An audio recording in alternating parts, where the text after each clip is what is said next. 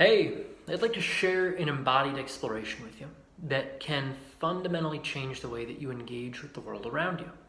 And I don't mean this in some grand, lofty means, although it certainly could be too. We don't want to limit ourselves. But what I mean is, we're going to look at a little exploration that can help you get a better sense of how to shift your perception and your perspective, how to change your focus. Because when you change those things, it really does change how you interact with the whole rest of the world. And just to help kind of anchor this down, let me give you a little example. You're probably aware of the fact that if you're looking for a reason to be pissed off at somebody, you're going to find it, right? Like if you dig enough, you're going to find a reason to be mad at just about anybody. What we're talking about here is that the lenses we perceive the world through are basically questions that we ask of the world. And the answers are constrained by those questions. Now, if I'm going through, say, any space around me, and I'm just looking for the fastest way to get from point A to point B, well, I'm going to probably find a straight line, right? But I start to engage in the space very differently if I start to ask, well, okay, how could I move in different ways through this space? What are the different ways that I could start to engage with this world around me? We ask a little different question, and it gives us a little different outcome. And what we find is that it's an iterative process, because there's this underlying mechanism called cognition through inaction. And what that means is we understand the world by engaging with it. And when we engage in different ways, we find new understandings of the world. And it's a process that feeds itself. We understand the world a little differently. And so we engage a little differently, and on and on and on and on and on in this beautiful virtuous cycle that really helps us open up our lives. We find new ways to engage, and that feeds our perspective, that helps give us even more options. And so again, it's a bit of a virtuous cycle. Now, theory is great. We can talk all we want, but to help you really get a felt sense of this, I want to guide you through a little exercise I've been working through more and more with a number of different clients to help them shift their perspective as well. And you'll have to forgive the somewhat sloppy illustration here, but you've probably seen examples of this in the past, the old figure ground illusions.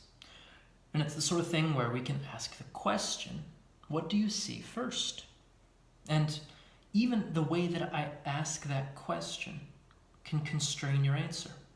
I might say, for example, do you see the vase that I drew there? And you might say, oh, well, yeah, okay. There's the top, there's the bottom, I drew the little ornate sides. And I might also ask, well, do you see the faces there in relief? And you might say, yeah, okay, there's a forehead, there's a nose, lips, and a kind of bulbous chin there. Oops. But anyway, even the way that I ask the question can start to constrain what you see and what you don't see. Now, what I'd like you to do is just ask yourself for reference. Well, okay, which of these things do I see most readily? Which do I see? And can I even see the other one? Now, if you're able to see both the vase and you're able to see the two faces looking at each other, here's an exercise that I invite you to go through. Pick one. Maybe start with the vase. Bring your attention to the vase. Bring it into your focus so that that is what you see.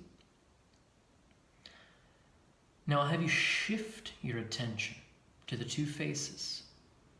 And as you do so, I'd like you to see if you can really tune in and get a felt sense of what is shifting within you as you shift your attention from the vase to the two faces and back again.